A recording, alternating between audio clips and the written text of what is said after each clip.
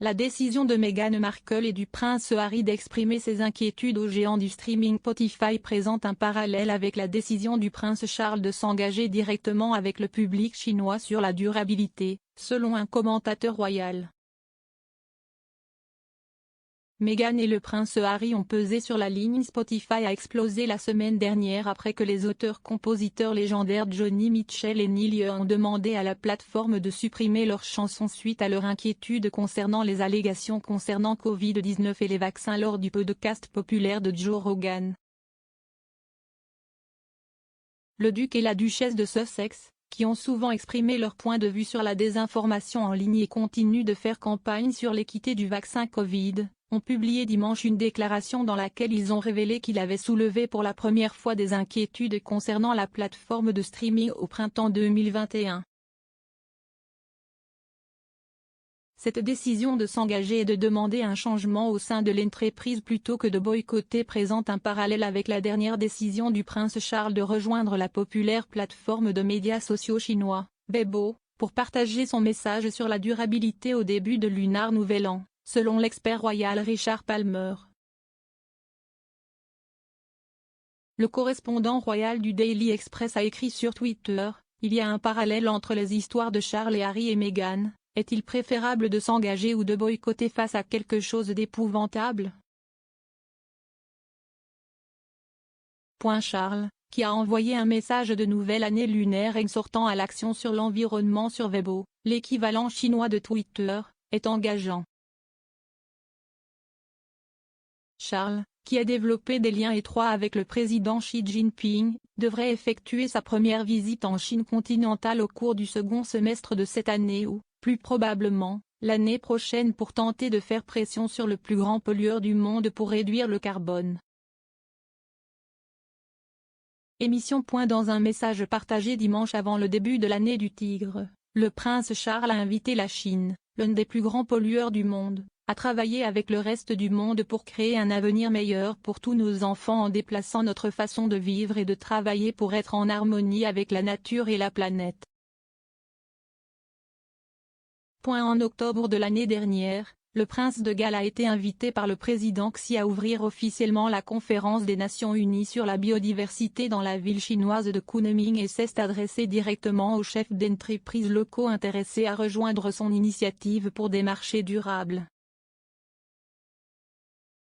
D'autres en Grande-Bretagne, en revanche, ont décidé de boycotter la Chine en raison de son bilan en matière de droits de l'homme, a noté M. Palmer. Le gouvernement britannique s'est effectivement joint à d'autres pays occidentaux dans un boycott diplomatique des Jeux olympiques d'hiver en Chine. Parlant de la déclaration de Meghan et Harry, M. Palmer a ajouté, alors que des stars de la musique telles que Neil Young et Johnny Mitchell menacent de boycotter Spotify pour son soutien au contenu sceptique du vaccin Covid, Harry et Meghan cherchent à s'engager et à faire pression tout en continuant à prendre de l'argent du société de médias. La déclaration du duc et de la duchesse de Sussex se lit comme suit, « Depuis la création d'Archewell, nous avons travaillé pour résoudre la crise mondiale de la désinformation en temps réel. Des centaines de millions de personnes sont touchées chaque jour par les graves dommages causés par la mésinformation et la désinformation rampante. En avril dernier, nos cofondateurs ont commencé à exprimer leurs inquiétudes à nos partenaires de Spotify concernant les conséquences bien trop réelles de la désinformation sur le Covid-19 sur sa plateforme. Nous avons continué à exprimer nos inquiétudes à Spotify pour garantir que des changements soient apportés à sa plateforme pour aider à faire face à cette crise de santé publique. Nous nous tournons vers Spotify pour rencontrer ce moment et nous nous engageons à poursuivre notre travail ensemble comme il le fait. »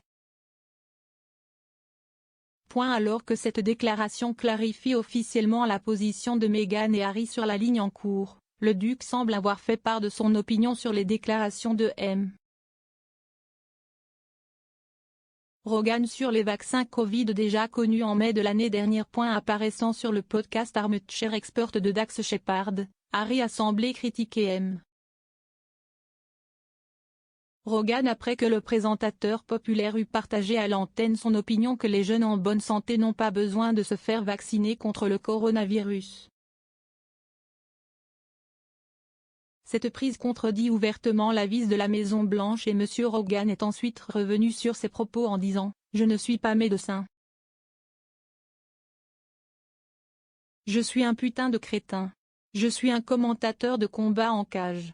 Je ne suis pas une source d'information respectée. Même pour moi. » S'adressant à M. Shepard au sujet de la désinformation, Harry a déclaré « Je pense que le problème est que, dans le monde d'aujourd'hui, avec la désinformation étant juste endémique, vous devez faire attention à ce qui sort de votre bouche. Les nouvelles n'existent plus seulement dans les nouvelles. CST éclaboussé partout. Alors les gens écoutent Joe Rogan et disent « Oh, s'il dit ça. » Harry a ajouté « Il y a un sens de ne m'écoute pas. Eh bien, ne dis pas ça. » La déclaration de Harry et Meghan sur la dispute entourant M. Rogan, dont le podcast est devenu le plus populaire sur Spotify en 2020, est intervenue plus d'un an après que le couple a annoncé un accord avec Spotify.